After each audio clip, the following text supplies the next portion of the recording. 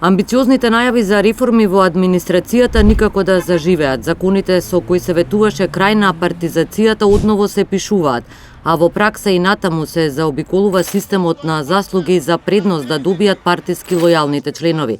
Ваквата реалност ја потврдуваат и од антикорупцијската комисија. Се прават наменски систематизации, се креираат работни места според потребите и на тој начин се вработуваат оние луѓе кои што сметаат дека треба да бидат вработени, односно што имаат најчесто партиски заслуги.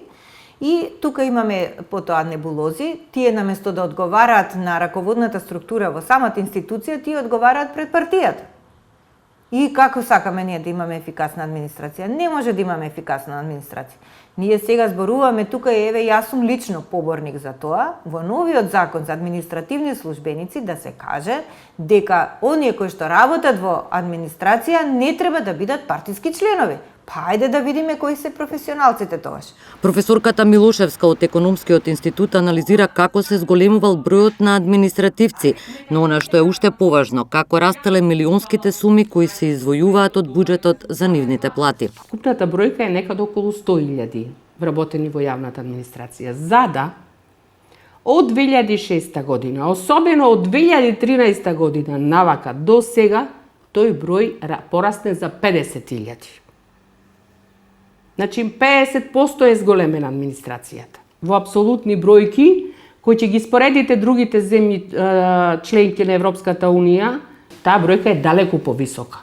Значи ние некаде имаме околу 7,7% администрација во однос на вкупното население или 13% во однос на вкупниот број на вработени кои што моментално е околу 800.000 во државава.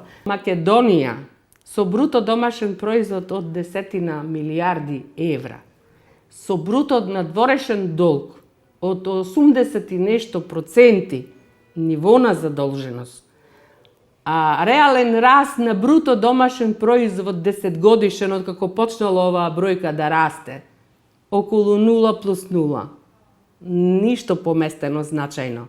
Излегува дека растот на администрацијата во Македонија не го следи растот на развојот на стопанството.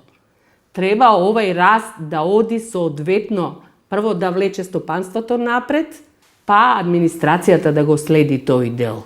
Трошоците за плати, кои што се наједноставен индикатор во однос на буџетските, од 2013 година кога сум ги анализирала од некои 130 милиони евра, дојдоа во 2021 на 500 милиони евра. 500 од 4 милиарди евра буџет за 2021 година ние трошиме на јавна администрација, на плати, на доместоци, што е преголем луксус за економија како нашава, со перформанси на стопанството многу ниски. На критиките за администрацијата власта одговара со нови ветувања за законски измени, иако праксата досега покажа дека постојаното менување на законите само по себе не е гаранција за квалитетна и одговорна администрација, туку напротив се користи само како алиби дека нешто се прави. За законот за раководна служба се уште се дискутира. Намалувањето на бројот на администрацијата е исто така во фаза на анализи и реорганизација и сигурно нема да се случи оваа година. Откога сум министер, гледам дека повеќе барања и повеќе согласности за нови вработувања имаме од локалните институции или локалната власт, отколку од централните институции или централната власт. Со постоечкото законско решение не можеме и немаме простор за ограничување.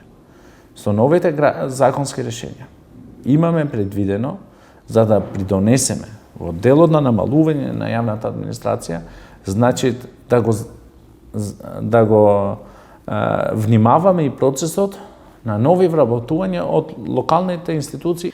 За одговорност околу трупањето на администрацијата не станува збор. Тоа најдобро го покажуваат предметите отворени од ДКСК. 66 за вработувања на блиски лица на 23 пратеници актуелни и бивши, 7 министри, 7 градоначалници, 4 партиски функционери, на 3 судии се отфрлени поради застареност. Без разврска остана и барањето да се повикаат на одговорност раководители и директори на 11 јавни претпријатија и акционерски друштва поради злоупотреба на дискреционото право за вработување, бидејќи членовите на надзорните и управните одбори не виделе никакво прекршување.